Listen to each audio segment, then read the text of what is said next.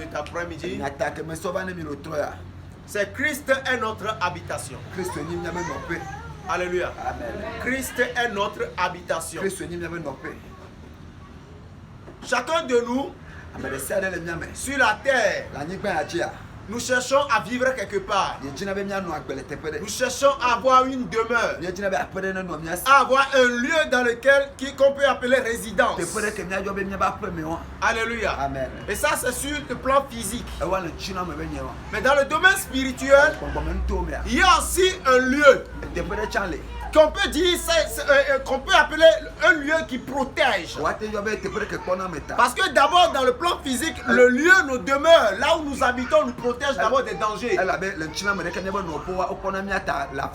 Parce que nous avons une clôture et qui empêche toute chose qui doit venir dans cette maison. Donc, en quelque sorte, notre maison est une protection pour nous. Maintenant, sur le plan spirituel, puisque les choses qui sont dans le plan physique sont une image, une ombre des choses, une représentation des choses qui sont dans le monde spirituel, nous avons aussi un lieu. Et nous les chrétiens, notre lieu, notre demeure, notre habitation, c'est Christ. Donc Christ n'est pas seulement un esprit qui doit vivre en nous. Christ n'est pas seulement une personne spirituelle. Mais Christ est aussi une habitation qui doit nous recouvrir, dans laquelle nous devons demeurer pour pouvoir avancer, pour pouvoir aller loin. Alléluia.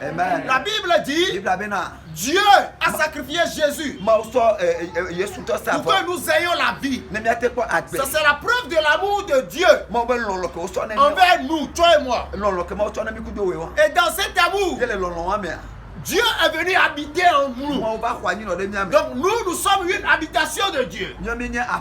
Alléluia. Maintenant que nous sommes une habitation de Dieu, ce n'est pas suffisant. Et c'est pourquoi beaucoup n'avancent pas. Parce que ce n'est pas suffisant que Dieu soit en toi. Mais il faut que, comme la Bible le dit dans 2 Corinthiens 2 verset 9, ce que l'œil n'a point vu, ce que l'oreille n'a point entendu, ce qui n'est jamais parvenu au cœur de l'homme, c'est ce que Dieu réserve à ceux qui l'aiment. Maintenant, comme Dieu nous a aimés, et par sacrifice, il envoie son Fils. Maintenant, nous qui aimons Dieu, quel est notre sacrifice envers Dieu? Est-ce que pour demeurer maintenant en Dieu, il faut que nous aussi, nous faisons un sacrifice? Parce que Dieu a fait un sacrifice avant de demeurer dans l'homme. Il a sacrifié son Fils, son bien-aimé. Toi aussi, avant de demeurer en Christ, tu dois faire un sacrifice. Tu ne peux pas rentrer comme ça dans cette habitation que nous appelons Christ si tu n'es pas un sacrifice. C'est la voie du sacrifice qui t'amène dans cette maison. Alléluia. Est-ce que vous comprenez ce que je dis? Nous allons lire dans la parole de Dieu. Dans le livre de Colossiens 3, à partir du verset 1. Amen. J'espère que tout le monde me suit. Ok. Je vais lire la parole de Dieu.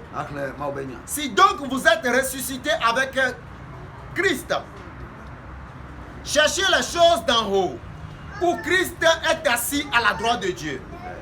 Affectionnez-vous aux choses d'en haut et non à celles qui sont sur la terre. Car vous êtes morts et votre vie est cachée avec Christ en Dieu. Amen. Alléluia. Amen. Votre vie est cachée